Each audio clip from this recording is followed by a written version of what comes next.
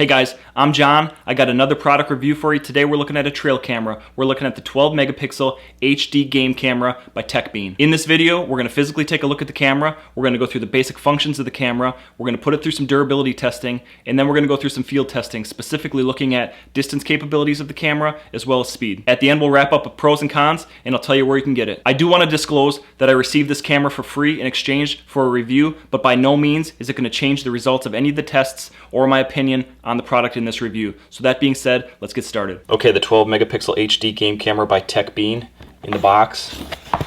Open this bad boy up. Comes with its own carrying case, instructions, warranty card. The case is zippered shut. It's got a carabiner here on this one side. Here's the camera. Take that out.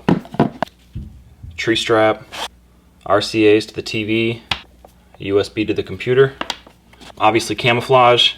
You got two clips on the side here, plus you can run a lock through the side. Look at the bottom. You've got a microphone for sound for the video, a port for an external 12-volt battery, and then on the bottom there's also a tripod nut. Tripod nut on the back as well if you're going to come in from the back side. And then if you can see right here, you can also run the cable through the back of it to lock it a second way. And on the back, right below where the cable lock would go through, there's also slots for the tree strap to go through, and that's how you would obviously attach it to the tree. If we open it up, we got 36 IR LEDs, obviously the lens, the light sensor, and then as far as buttons go, pretty simple. Up goes to test, there's off, on. Two buttons here say menu and enter, and then there's the up, down, left, and right. If you look at the bottom right here, that's how the battery comes out.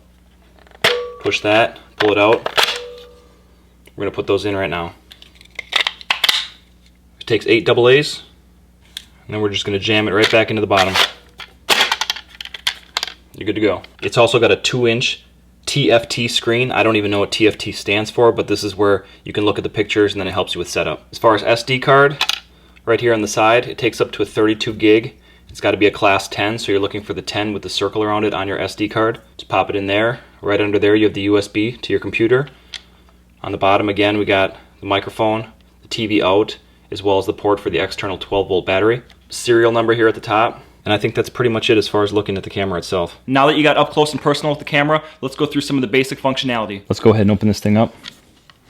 Pretty simple as far as I'm concerned. Slide this up, goes to test, slide it down to on. A couple buttons, menu and enter. Menu also serves as a back button, and then the directional arrows up, down, left, and right. Again, pretty easy. Obviously, this is the display screen here where you're going to see everything. What I'm going to do is shut the lights off so you guys can see a little bit better. So if we slide it up to test,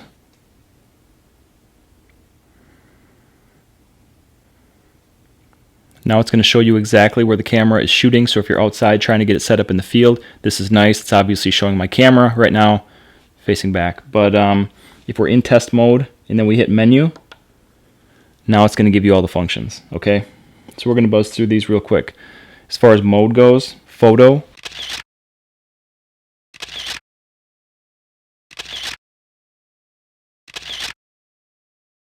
video,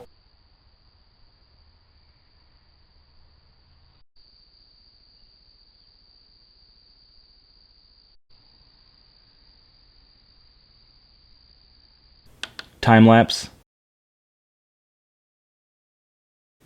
a hybrid mode, which is photo and video, and then a motion detection mode, which is supposed to be good for cold-blooded animals, amphibians, reptiles. I'm not really going to get into that. If we go back, we can set the clock. This camera has a digital zoom of 2 times, 3 times, and 4 times. As far as pictures go, image size, 2 megapixels, all the way up to 12 megapixels. Go back, and then picture number. You can go 1 all the way up to 9 pictures in a burst. Video size, 720 up to 180 or 1080p. Video length, 10 seconds all the way up to 90 seconds. There is audio on the video if you want it, on or off. TV out type will skip, power manage will skip. Time lapse. So this will automatically take pictures every whatever determined amount of time that you pick. So right now it's at 10 seconds, so it'll take a picture every 10 seconds. timer setting if you just want the camera to work at certain times during the day, like maybe a couple hours in the morning or a couple hours in the evening. You can set it. The timestamp, obviously on or off on the bottom. Temperature, Celsius or Fahrenheit.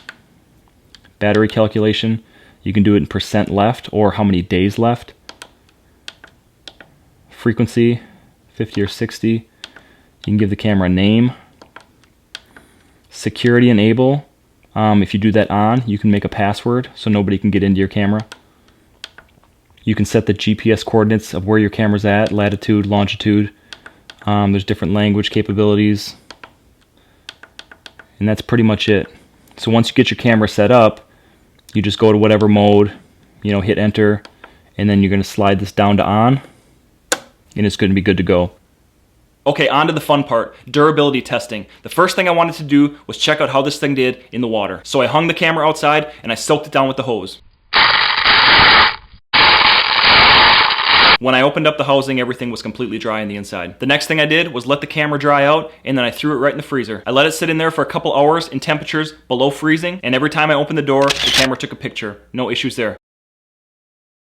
After I got done with the cold, I took it outside on a hot day, and to make things even hotter, I threw it inside of the car. Temperatures in the car got well above 100 degrees, but every time I opened the door, the camera took a picture. No issues there. Now we're going to move on to a little bit more field testing. The first thing I did was walked in front of the camera at 10-foot intervals. It took pictures at 10, 20, 30, 40, and 50 feet. At 60, 70, 80, 90, and 100, no pictures. So the daytime capability was out to 50 feet. As far as nighttime pictures go, the company advertises that it should work out to 75 feet, so let's check it out. I did the same thing that I did during the day, walking in front of the camera at 10-foot intervals. The camera snapped pictures at 10 feet, 20, 30, 40, 50, and 60 feet. Nothing further than 60 feet, so not bad, but not the 75 feet I was hoping for. The next thing I did was put it in burst mode. I walked in front of the camera and had it take a burst of 3 pictures.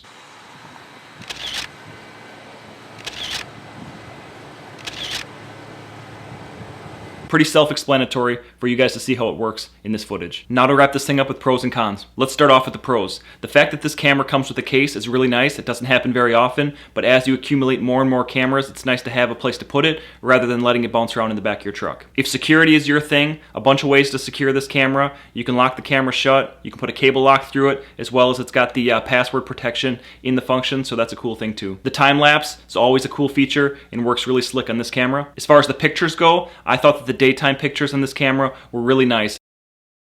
Now let's move on to the cons. Only a few things with this camera, otherwise it checked out to be pretty solid. The first being, as far as the nighttime motion detection goes, the company advertises that out to 75 feet it should be able to pick up objects moving in front of the camera. In my testing, only 60 feet, that was the max, but still pretty good. The next thing, and you're going to see here, is the pictures are pretty blurry at night when there's a lot of movement. This isn't unique to this camera. It happens with a lot of cameras, but just something to be aware of. Last, limitations of this video. The durability testing was short term, and the battery life testing was short term. I didn't really look at battery life.